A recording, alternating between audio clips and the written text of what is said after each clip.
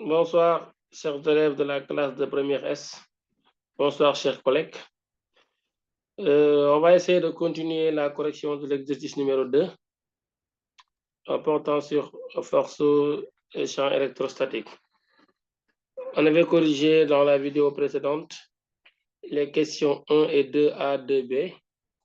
Aujourd'hui, on va essayer de terminer les deux questions qui restent, 2C et 2D. Il demande de trouver toujours la force qui s'exerce en un point B situé l'intensité de la force qui s'exerce sur une charge Q', seconde 200 microcoulombs, placée en un point B situé à une distance située sur la médiatrice du segment AB, tel que OB égale 10 cm. Ça, c'est O, ici, c'est B. Donc là, il dit que c'est égal à 10 cm, la distance OB. On avait là 16 cm à MN. Donc ici, c'est 8 cm. Là aussi, c'est 8 cm. Voilà la question. Alors, petit c, en un point B situé sur la médiatrice du segment MN.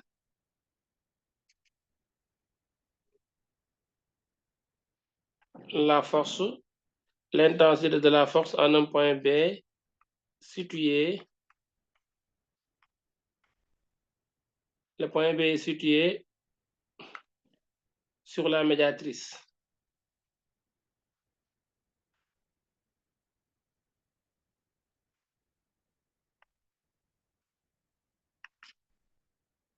Sur la médiatrice de MN. Alors, la figure qu'on vient de représenter ici matérialise la situation. Le point B est là, le segment MN est là. Voici le milieu O. La médiatrice du segment, c'est la droite qui passe par le segment, qui passe par le milieu du segment et qui lui est orthogonal. C'est la médiatrice. Donc ici, elle est matérialisée par l'axe Y'. Et en fait, la médiatrice, c'est ça. Autrement dit, on a tracé l'axe seulement dessus pour après mieux repérer les forces, mais la médiatrice, elle est là. C'est ça la médiatrice du segment MN. Voici la médiatrice. Donc, le point B, il est là sur la médiatrice, et tel que OB égale 10 cm. On mesure ça ici, ça donne 10 cm. Maintenant là, comme c'est la médiatrice, ce côté-là et ce côté sont égaux.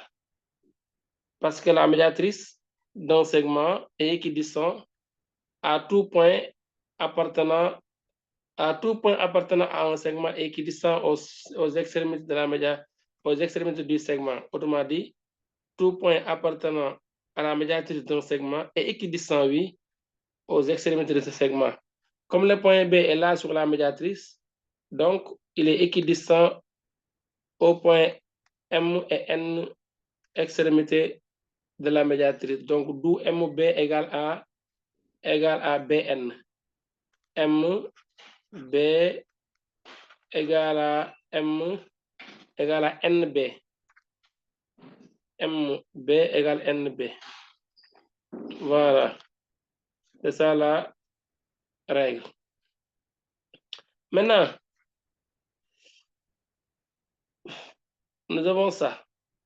Alors, pour avoir la force électrostatique, F qui s'exerce en B sur la charge Q seconde, c'est Q seconde multiplié par le champ électrostatique créé en B, le vecteur champ électrostatique. Cela permet de dire que la norme FB qu'on cherche égale à la charge Q seconde multipliée par l'intensité du champ électrostatique créé en B. Valeur absolue de la charge, évidemment.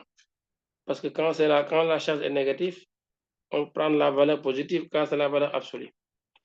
Alors, nous sommes ici avec F avec E, B, vecteur égale à EM vecteur plus EN vecteur. Alors, EB égale EM plus EN. Cela veut dire que EB vecteur, le champ EB, a pour composante, j'utilise la méthode de la projection, EBX égale EMX plus ENX.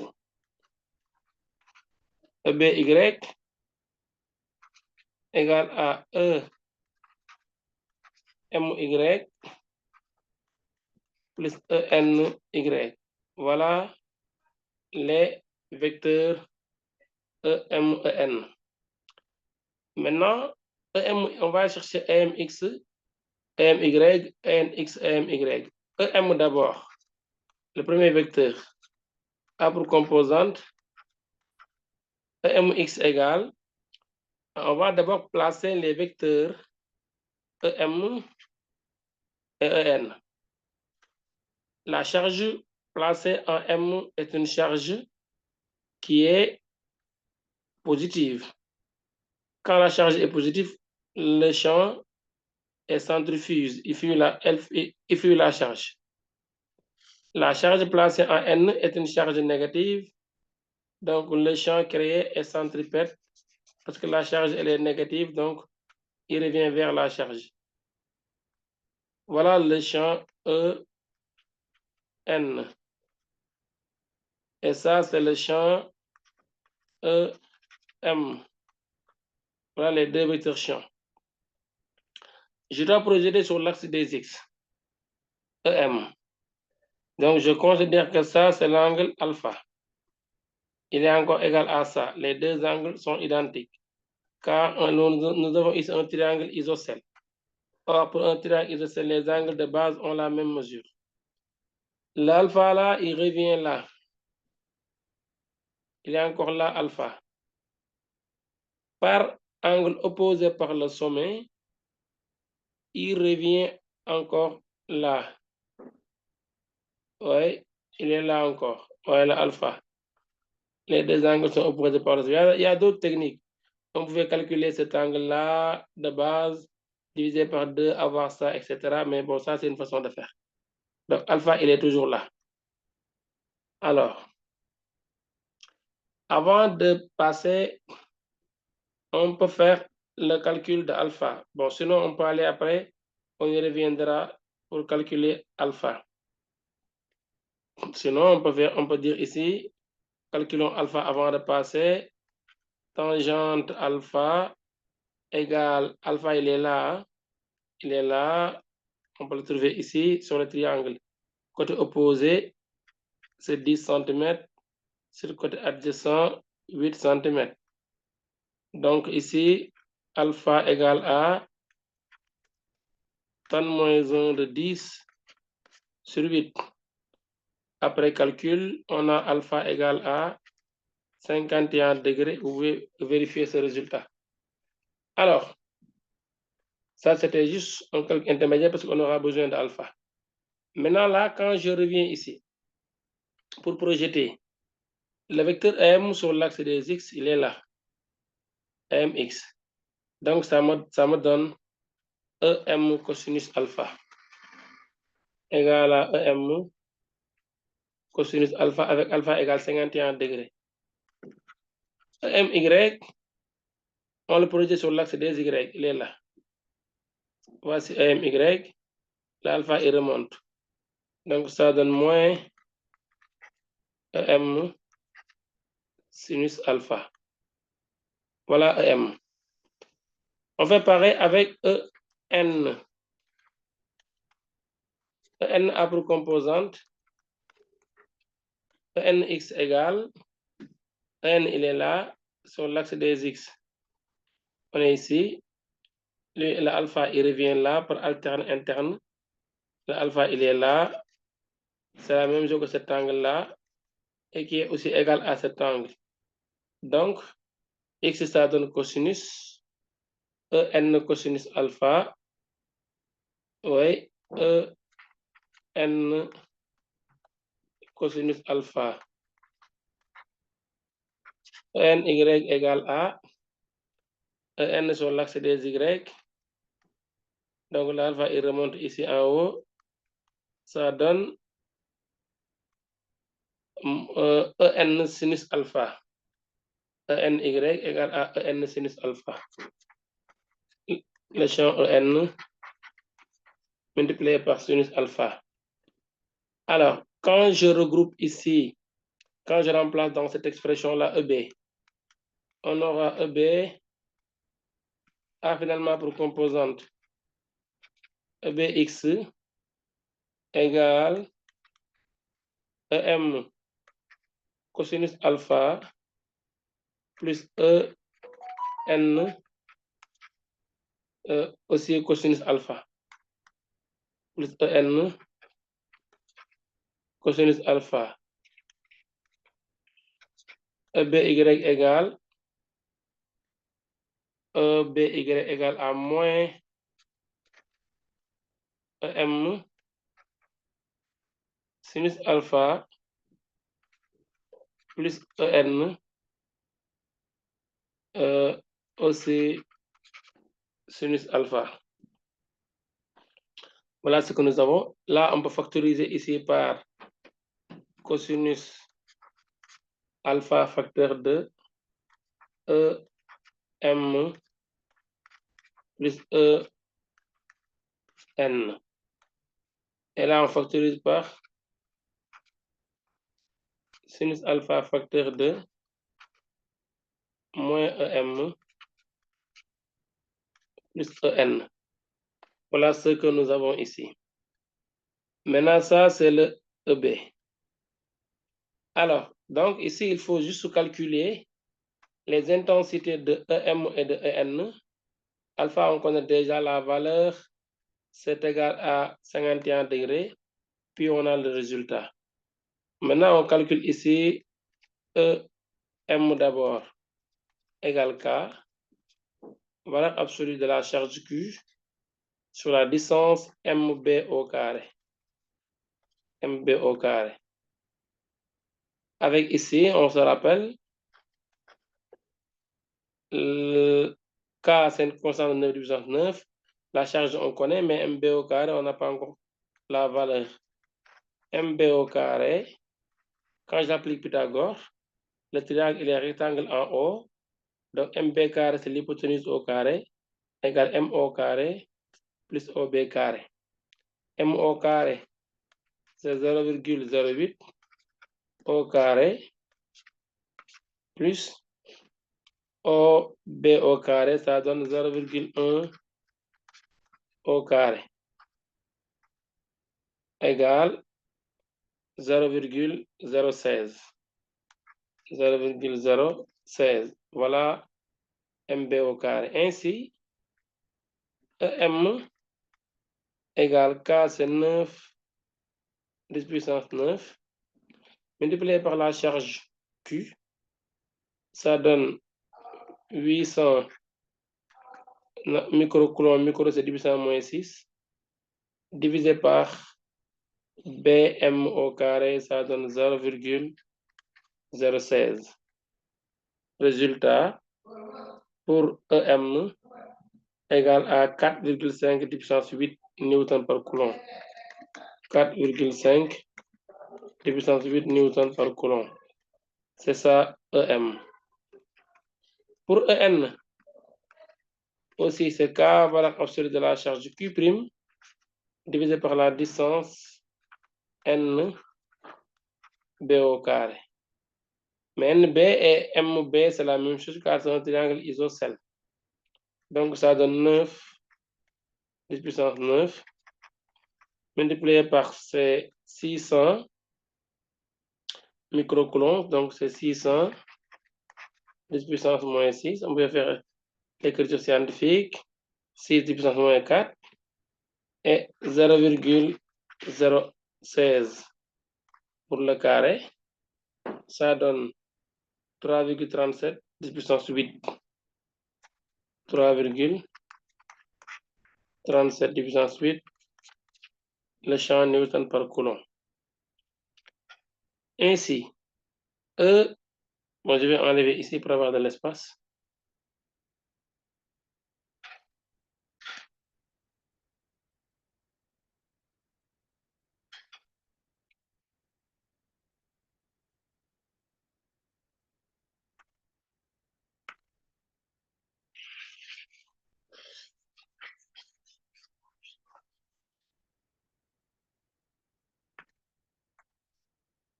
Ainsi, E, M.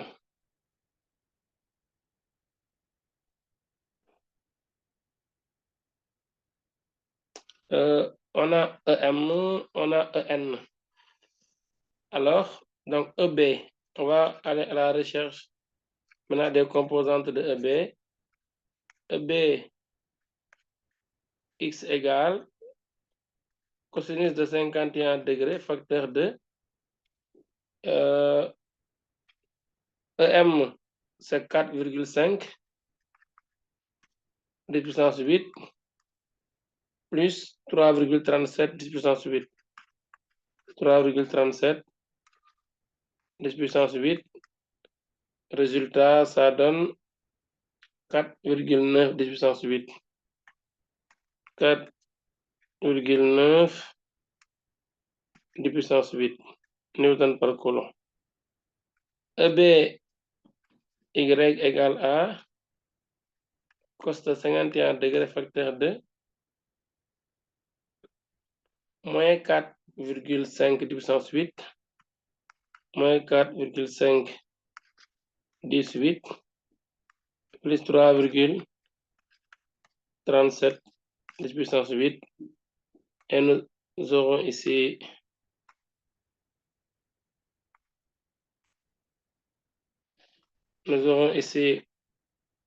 moins 8,78 10 puissance 7 moins 8,78 10 puissance 7.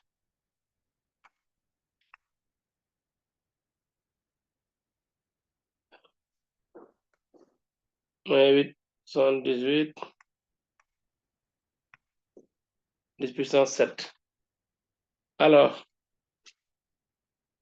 EB finalement, l'intensité du vecteur champ électrostatique EB égale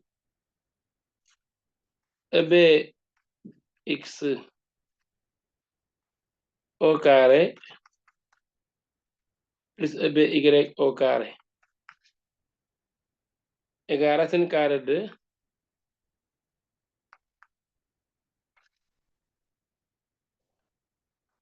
4,9 10 puissance 8 au carré plus moins 8,78 10 puissance 7 au carré.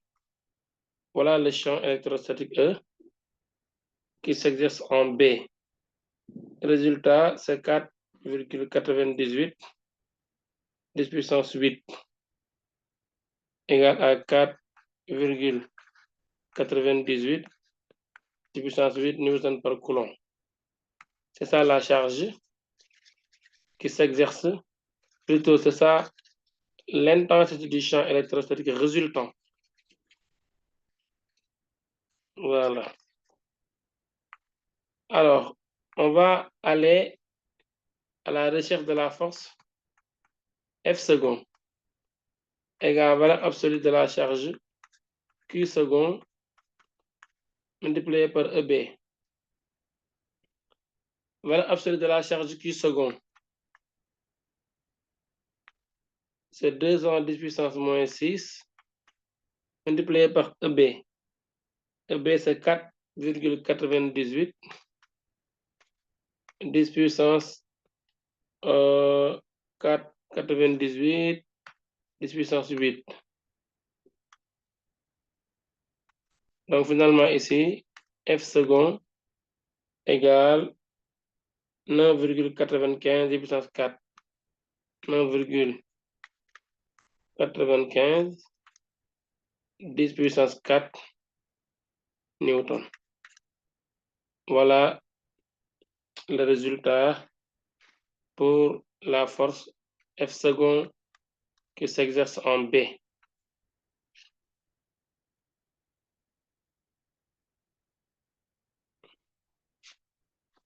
Alors, pour la dernière question,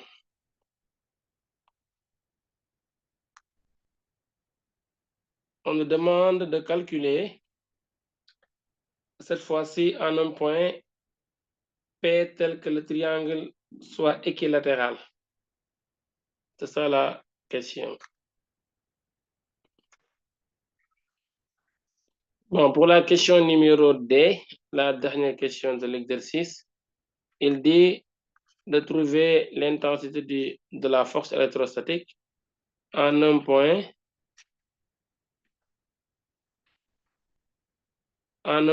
P tel que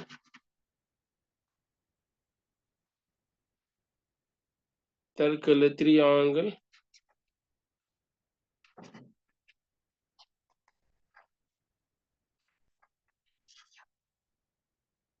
triangle MNP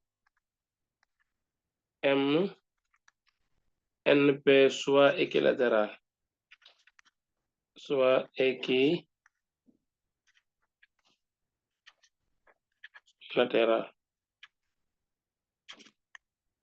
Voilà la question. Donc, que le triangle soit équilatéral. Alors, ici, on va reproduire la figure. Donc, nous avons ça.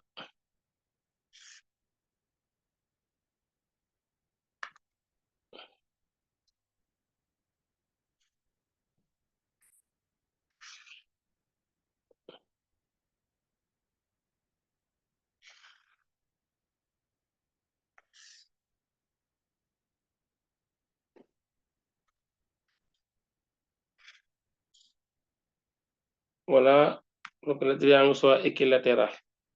Donc, équilatéral, donc cela veut dire que ça égale ça égale ça. Voilà ce que nous avons ici.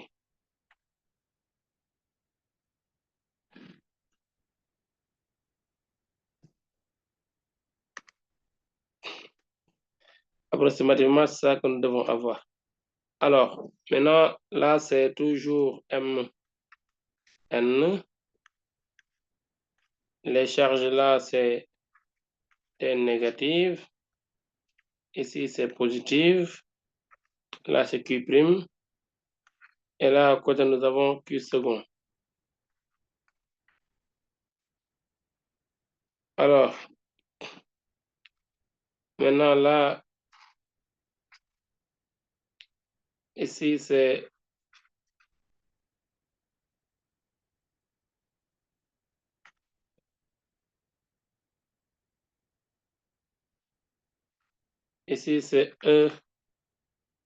EN. Et là, c'est EM.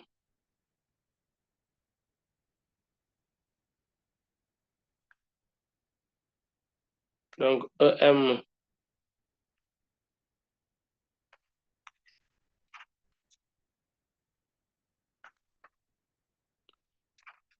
Donc, EM, il est là. EN, ici. Et là, nous avons ici le point B. Alors, ici, on va essayer de changer de méthode de calcul. Au lieu d'appliquer la méthode de la projection, on va essayer d'utiliser la formule qui dit que, donc disons que là maintenant c'est l'angle alpha. Quand le triangle équilatéral, donc ici on a 60 degrés, là aussi on a 60 degrés, et là on a 60 degrés. Alpha, c'est l'écartement entre les deux vecteurs. On va utiliser cette méthode-là. D'abord, le calcul du champ créé au point B. Ici, au point P, il a appelé le point P. C'est le point P qui est là. Donc, on a ici F second en P. égale valeur absolue de la charge de Q second multiplier le champ par l'intensité du champ en P. On met ici avec EP, avec le champ en P, c'est la racine carrée de, on appelle cette formule-là, E A, EM au carré, plus EN au carré, plus 2 fois EM, multiplié par EN, multiplié par cosinus de l'angle alpha, avec alpha, c'est l'angle entre EM et EN. On peut appliquer cette méthode-là, parce que comme il ne demande pas de caractéristiques, il demande seulement l'intensité. Si on a l'intensité avec cette formule, c'est plus rapide. Alors ici, calculons EM d'abord. EM égale K, valeur absolue de la charge, sur MP au carré. Le triangle étant équilatéral, ici c'est 16 cm, là aussi 16 cm, là aussi 16 cm. Voilà pour un triangle équilatéral, donc les côtés ont tous la même valeur. Donc K c'est 9, 10 puissance 9, multiplié par valeur de la charge 800 microcoulombs, divisé par 0,16 au carré. D'après calcul, nous avons ici EM égale 2,8 10 puissance 8 newton par coulomb. Voilà EM. EN égale aussi, même chose, K, valeur absolue de la charge Q' sur la distance,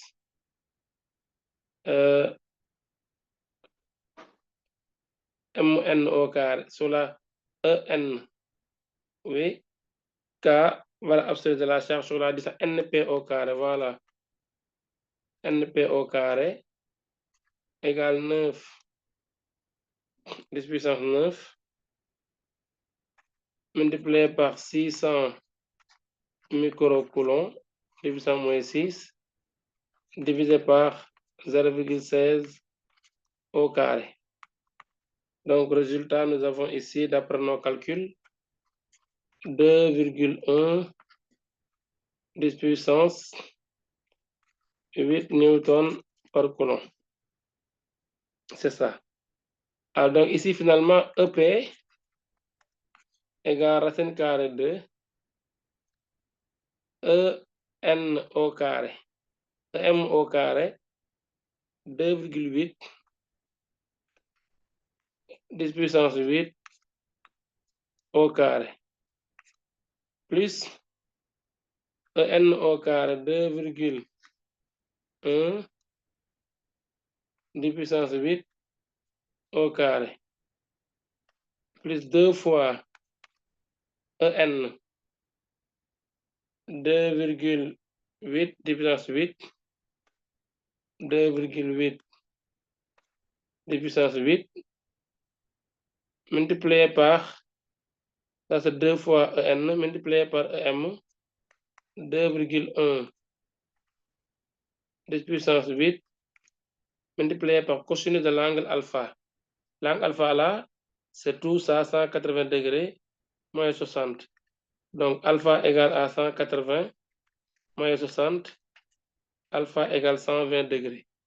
Donc 2 fois EM, EN, fois cosinus de alpha, c'est 120 degrés. Finalement, l'intensité du champ EP est égale à 2,5 10 puissance 8 newton par coulomb. Voilà l'intensité du champ résultant au point P en appliquant cette méthode. Donc, donc la force électrostatique F second en P égale 200 10 puissance moins 6 multiplié par 2,5 10 puissance 8. Donc, ainsi, F second en P, résultat final, ça nous donne 5 10 puissance 4 égale 5.